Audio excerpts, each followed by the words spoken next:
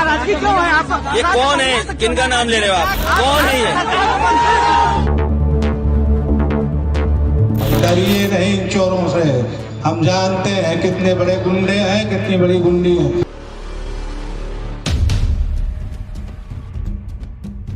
हालांकि आप right side से आए हैं, लेकिन ध्यान आपको लेफ्ट में रखना। आप केवल लेफ्ट की तरफ देखिए।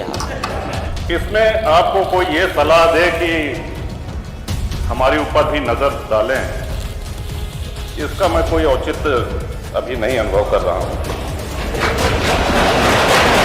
सदन में स्वागत है। प्रतापगढ़ की धरती पर एक बार राजा भैया को पहचानने तक से इनकार करने वाले अखिलेश यादव की एक बेहद रोचक तस्वीर यूपी की राजनीति का हिस्सा बन गई है।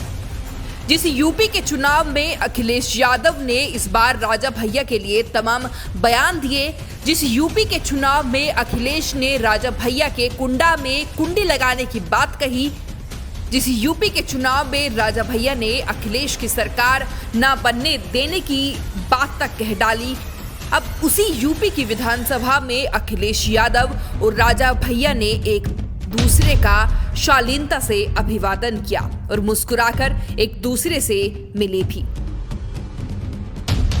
तस्वीरें यूपी विधानसभा की है, जहां सोमवार को नवनिर्वाचित विधायकों का शपथ ग्रहण समारोह हो रहा था। प्रतापगढ़ के कुंडा से विधायक बने रघुराज जब सदन में शपथ लेने पहुंचे तो उन्होंने सबसे पहले सीएम योगी समेत सत्ता पक्ष के लोगों को नमस्कार किया। रघुराज ने इसके बाद शपथ ली और फिर स्पीकर की सीट से नीचे आते वक्त उन्होंने प्रतिपक्ष के नेता अखिलेश यादव को देखा। यूं तो अखिलेश यादव की सरकार में रघुराज प्रताप सिंह उर्फ राजा भैया मंत्री तक रह चुके हैं, लेकिन इस बार स्थिति कुछ दूसरी थी। हालांकि चुनावी तलखियों को भूलकर रघुराज अखिलेश के पास पहुंचे और उन्हें नमस्कार किया। अभिवादन में अखिलेश यादव ने भी राजा को नमस्ते की।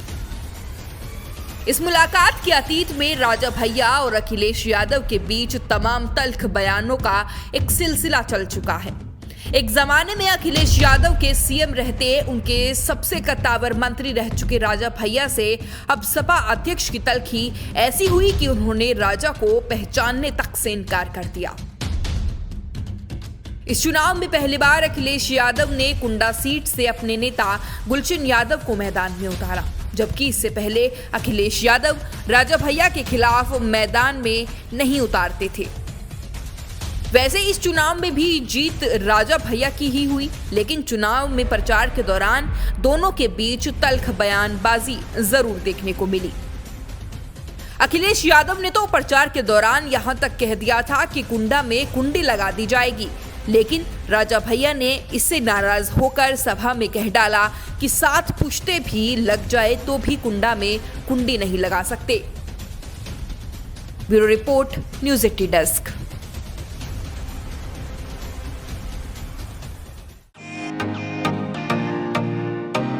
फेसबुक और यूट्यूब के बाद अब आपका पसंदीदा चैनल न्यूज़ 80 डेली हंट पर भी फॉलो करें।